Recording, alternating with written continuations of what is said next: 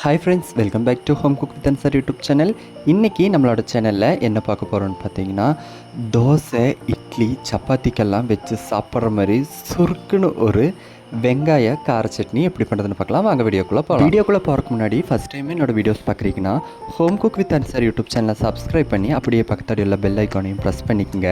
நான் அப்லோட் பண்ணுற சின்ன சின்ன ரெசிபிஸ் உங்களை வந்து சேர்றதுக்கு ரொம்பவே ஹெல்ப்ஃபுல்லாக இருக்கும். ஒரு கடாயில் 2 டேபிள் ஸ்பூன் ஆயில் ஊற்றி ஆயில் நல்லா சுடாய் வர ஸ்டேஜில் 1 டேபிள் ஸ்பூன் கடலைப்பருப்பு, 1 டேபிள் ஸ்பூன் சீரகம் போட்டு நல்லா பொரிச்சதும் கூடவே நம்ம ஸ்லைஸாக கட் பண்ணி வச்சுருக்க ஒரு பெரிய வெங்காயத்தை சேர்த்து கொடுத்து வெங்காயம் நல்லா கண்ணாடி பதமாக வதங்குற விதை வதக்கிக்கலாம். வெங்காயம் நல்லா வதங்கினதும் இது கூடவே நமக்கு காரத்துக்கு தகுந்த மாதிரி காஞ்ச மிளகாயும் சேர்த்து கொடுத்து அதையுமே நல்லா வதக்கி ஒரு மிக்சி ஜாரில் மாற்றி கொடுத்து அது கூடவே நம்மளோட சட்னிக்கு தேவையான அளவு உப்பு, கொஞ்சமாக புளியும் சேர்த்து கொடுத்து ஒரு 1/4 டம்ளர் தண்ணியும் சேர்த்து கொடுத்து நல்லா மைப்போல் அரைச்சி எடுத்தோம்னா சூப்பரான வெங்காய கார புளி சட்னி தயார். இந்த ரெசிபி நீங்களும் உங்கள் வீட்டில் மறக்காமல் ட்ரை பண்ணி பாருங்கள். வீடியோ பிடிச்சிருந்தா லைக் பண்ணவும் சப்ஸ்கிரைப் பண்ணவும் மறந்துடாதீங்க.